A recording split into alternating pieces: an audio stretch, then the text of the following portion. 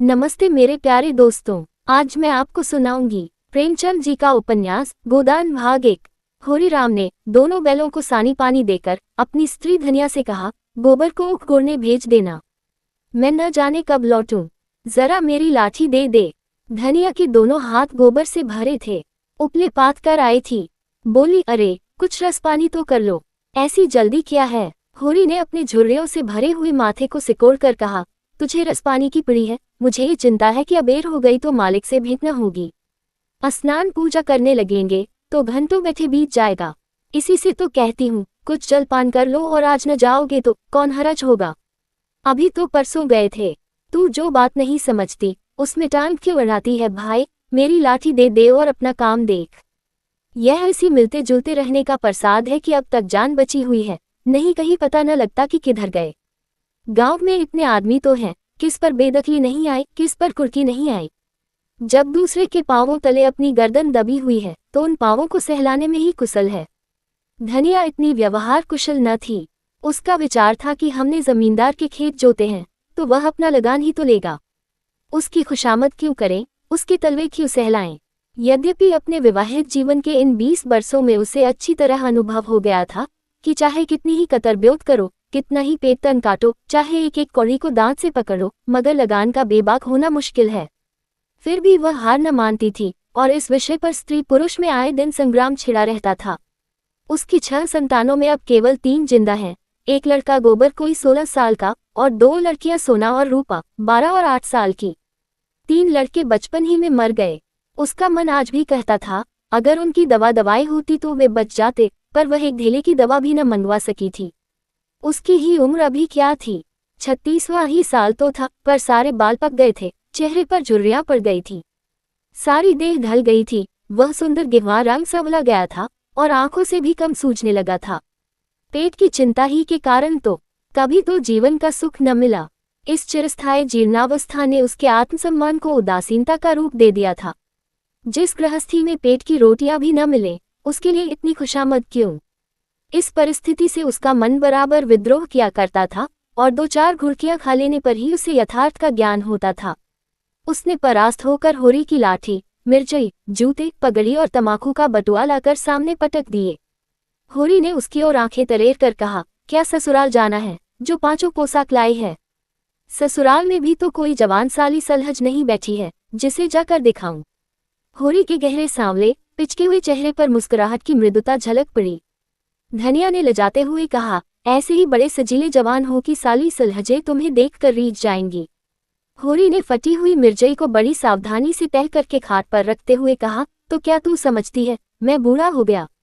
अभी तो 40 भी नहीं हुए। मर्द 60 पर पाठे होते हैं। जाकर शीशे में मुंह देखो, तुम जैसे मर्द 60 पर पाठे नहीं होते। दूध की अंजन लगाने तक को तो मिलता नहीं, पाठे होंगे।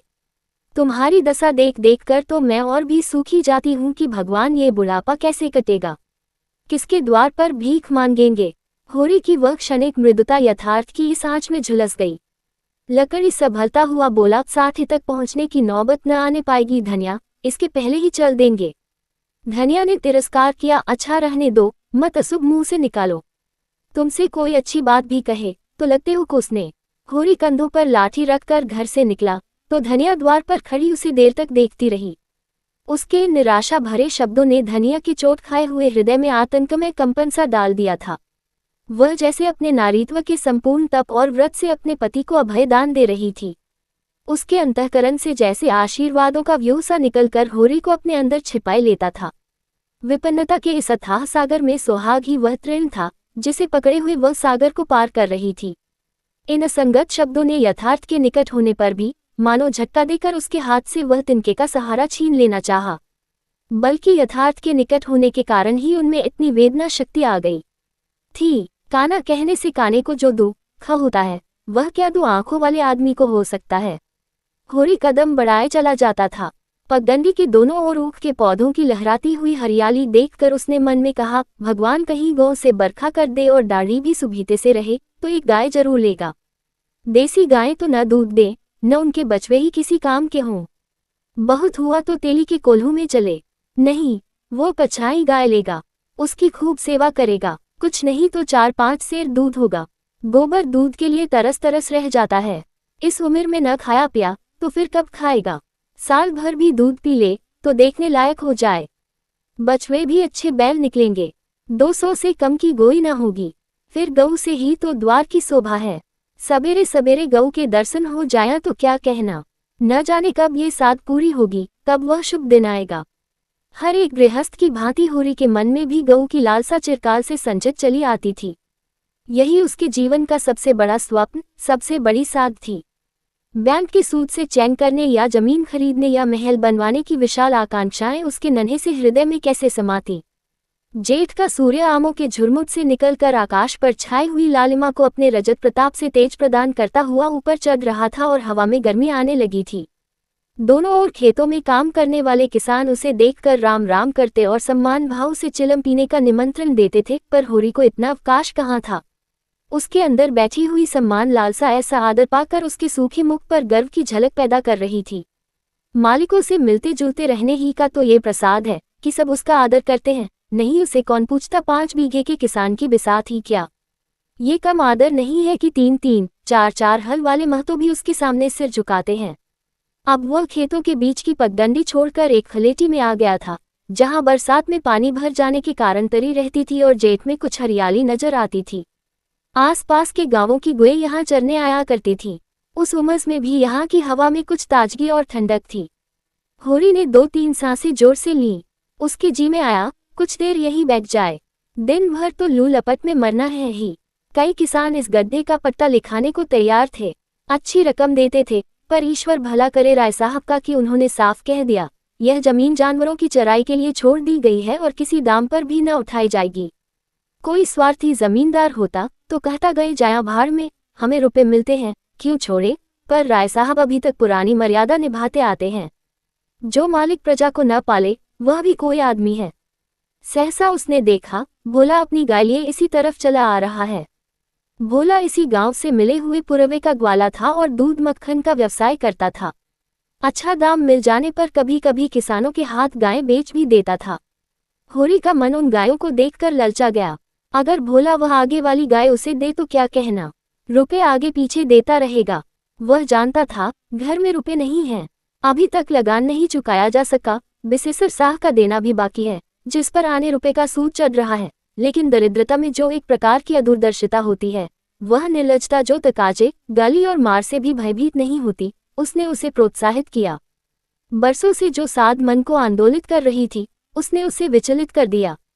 भोला के समीप जाकर बोला, राम राम भोला भाई, कहो क्या रंग ढंग है। सुना अब की मेले से नई गाय लाए हो। भोला ने रूखाए से जवाब दिया। होरी के मन की बात उसने ताड़ ली थी। हाँ, 2 बछिए और 2 गाय लाया।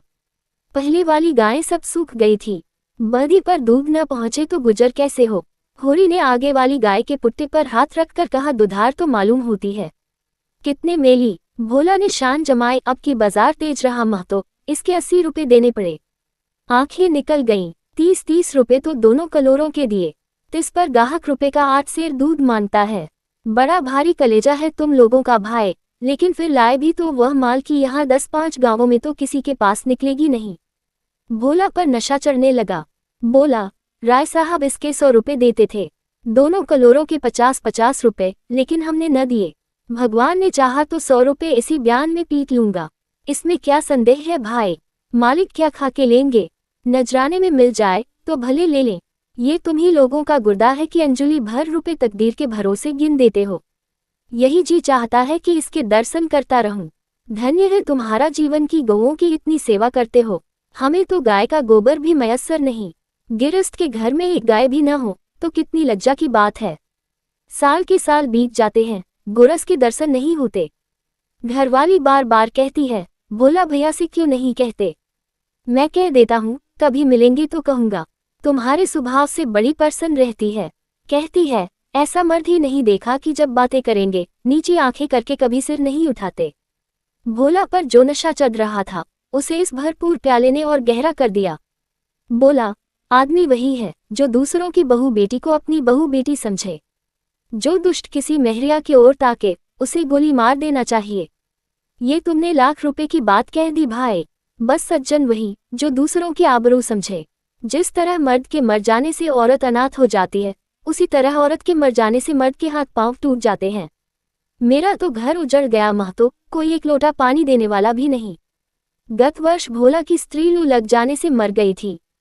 ये होरी जानता था, लेकिन 50 बरस का खनखर भोला भीतर से इतना स्निग्ध है, वह न जानता था। स्त्री की लालसा उसकी आंखों में सजल हो गई थी। होरी को आसन मिल गया, उसकी व्यवहारिक कृषक बुद्धि सजग हो गई। पुरानी मसल झूठी थोड़े है, बिन घरनी घर भूत का डेरा। कहीं सगाई क्यों नहीं ठीक कर लेते? ताक में हूँ महतो, पर कोई जल्दी फंसता नहीं।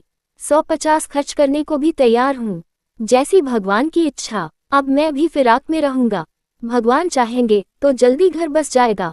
बस यही समझ लो कि उबर जाऊंगा भैया। घर में खाने को भगवान का दिया बहुत है। 4 पसेरी रोज दूध हो जाता है, लेकिन किस काम का? मेरे ससुराल में एक मेहरिया है, 3-4 साल हुए उसका आदमी उसे छोड़कर कलकत्ते चला गया। बेचारी पिसाई करके गुजारा कर रही है। बाल बच्चा भी कोई नहीं, देखने सुनने में अच्छी है, बस लच्छमी समझ लो। भोला का सिकुड़ा हुआ चेहरा जैसे चिकना गया। आशा में कितनी सुधा है। बोला, अब तो तुम्हारा ही आसरा है महतो, छुट्टी हो तो चलो एक दिन देख आएं। मैं ठीक ठाक करके तब तुमसे कहूँगा। बहुत उतावली करने से भी काम बिगड़ जाता है। जब तुम्हारी इच्छा हो तब चलो। उतावली काहे की? इस कब्री पर मन ललचाया हो तो ले लो। ये गाय मेरे मान की नहीं है दादा, मैं तुम्हें नुकसान नहीं पहुंचाना चाहता। अपना धर्म यह नहीं है कि मित्रों का गला दबाएं। जैसे इतने दिन बीते हैं, वैसे और भी बीत जाएंगे। तुम तो ऐसी बातें करते हो होरी, जैसे हम तुम दो हैं। तुम गाय ले जाओ, दाम जो चाहे देना। जैसे मेरे घर रही, वैसे तुम्हारे घर रही। 80 रुपए में ली थी, तुम 80 रुपए ही देना। जाओ, लेकिन मेरे पास नगद नहीं है दादा, समझ लो। तो तुमसे नगद मांगता कौन है भाई? होरी की छाती गज भर की हो गई। 80 रुपए में गाय महंगी न थी। ऐसा अच्छा डील डॉल, दोनों जून में 6-7 सेर दूध, सीधी 80 की बच्चा भी दो ले। इसका तो एक एक बाछा 100-100 का होगा। द्वार पर बंधेगी तो द्वार की शोभा बढ़ जाएगी। उसे अभी कोई 400 रुपए देने थे, लेकिन उधार को वह एक तरह से मुफ्त समझता था। कहीं भोला की सगाई ठीक हो गई तो साल 2 साल तो वह बोलेगा भी नहीं। सगाई न भी हुई तो होरी का क्या बिगड़ता है? यही तो होगा, भोला बार बार तगादा करने आएगा, बिगड़ेगा, गालियां देगा, लेकिन होरी को इसकी ज्यादा शर्म न थी। इस व्यवहार का वह आदी था। कृषक के जीवन का तो ये प्रसाद है। भोला के साथ वह छल कर रहा था और यह व्यापार उसकी मर्यादा के अनुकूल न था। अब भी लेन देन में उसके लिए लिखा पढ़ी होने और न होने में कोई अंतर न था। सूखे बूढ़े की विपदाएं उसके मन को भीरू बनाए रहती थीं। ईश्वर का रुद्र रूप सदैव उसके सामने रहता था, पर यह छल उसकी नीति में छल न था। ये केवल स्वार्थ सिद्धि थी और यह कोई बुरी बात न थी। इस तरह का छल तो वह दिन रात करता रहता था। घर में 2-4 रुपए पड़े रहने पर भी महाजन के सामने कस्में खा जाता था कि 1 पाई भी नहीं है। सन को कुछ गीला कर देना और रुई में कुछ बिनौले भर देना उसकी नीति में जायज था, और यहाँ तो केवल स्वार्थ न था, थोड़ा सा मनोरंजन भी था। बुड्ढों का बुढ़भस हास्यास्पद वस्तु है, और ऐसे बुड्ढों से अगर कुछ हैंक भी लिया जाए तो कोई दोष पाप नहीं। भोला ने गाय की पगहिया होरी के हाथ में देते हुए कहा, ले जाओ महतो, तुम भी क्या याद करोगे? ब्याते ही 6 सेर दूध लेना। चलो, मैं तुम्हारे घर तक पहुंचा दूं। शायद तुम्हें अनजान समझकर रास्ते में कुछ दिक करे। अब तुमसे सच कहता हूँ, मालिक 90 रुपए देते थे, पर उनके यहाँ गौओं की क्या कदर। मुझसे लेकर किसी हाकिम हुकाम को दे देते। हाकिमों को गऊ की सेवा से मतलब, वह तो खून चूसना भर जानते हैं। जब तक दूध देती रखते, फिर किसी के हाथ बेच देते। किसके पल्ले पड़ती कौन जाने। रूपा ही सब कुछ नहीं है भैया, कुछ अपना धर्म भी तो है। तुम्हारे घर आराम से रहेगी तो यह ना होगा कि तुम आप खा कर सो रहो और गऊ भूखी खड़ी रहे। उसकी सेवा करोगे, प्यार करोगे, चुम करोगे, गऊ हमें आशीर्वाद देगी। तुमसे क्या कहूँ भैया, घर में चंगुल भर भी भूसा नहीं रहा।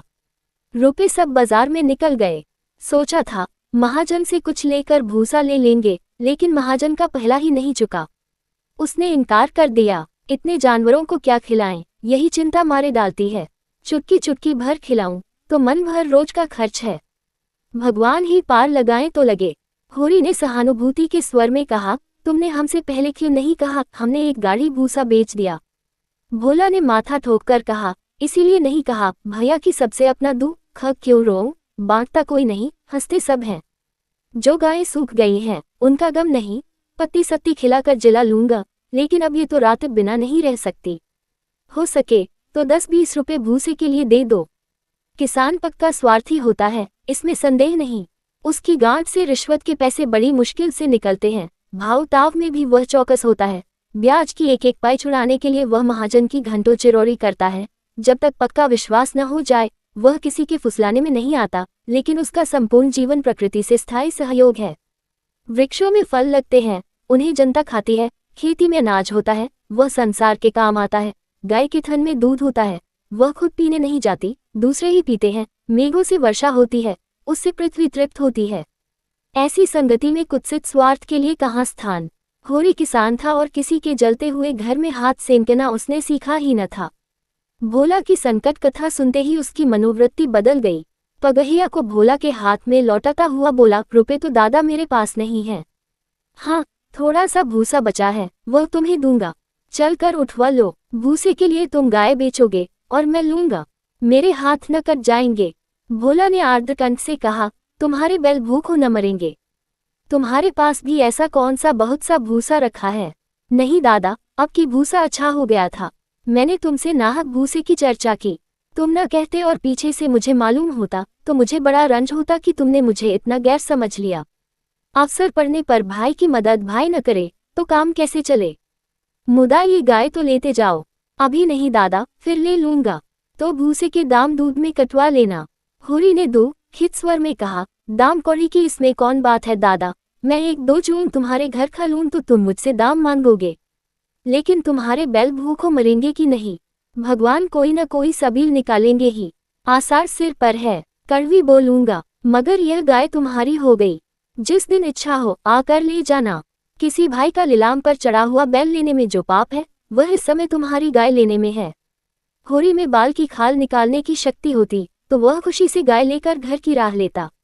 भोला जब नकद रुपए नहीं मांगता तो स्पष्ट था कि वह भूसे के लिए गाय नहीं बेच रहा है, बल्कि इसका कुछ और आशय है। लेकिन जैसे पत्तों के खड़कने पर घोड़ा अकारण ही ठिठक जाता है और मारने पर भी आगे कदम नहीं उठाता, वही दशा होरी की थी।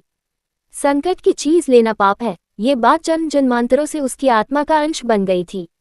भोला ने गदगद कंठ से कहा, तो किसी को भेज दूं भूसे के लिए? होरी ने जवाब दिया, अभी मैं राय साहब की ड्योढ़ी पर जा रहा हूँ, वहां से घड़ी भर में लौटूंगा, तभी किसी को भेजना। भोला की आंखों में आंसू भर आए। बोला, तुमने आज मुझे उबार लिया होरी भाई। मुझे अब मालूम हुआ कि मैं संसार में अकेला नहीं हूँ, मेरा भी कोई हेतु है।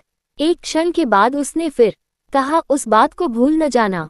होरी आगे बढ़ा तो उसका चित्त प्रसन्न था। मन में एक विचित्र स्फूर्ति हो रही थी। क्या हुआ, 10-5 मन भूसा चला जाएगा, बेचारे को संकट में पड़कर अपनी गाय तो न बेचनी पड़ेगी। जब मेरे पास चारा हो जाएगा तब गाय खोल लाऊंगा। भगवान करे मुझे कोई मेहरिया मिल जाए, फिर तो कोई बात ही नहीं।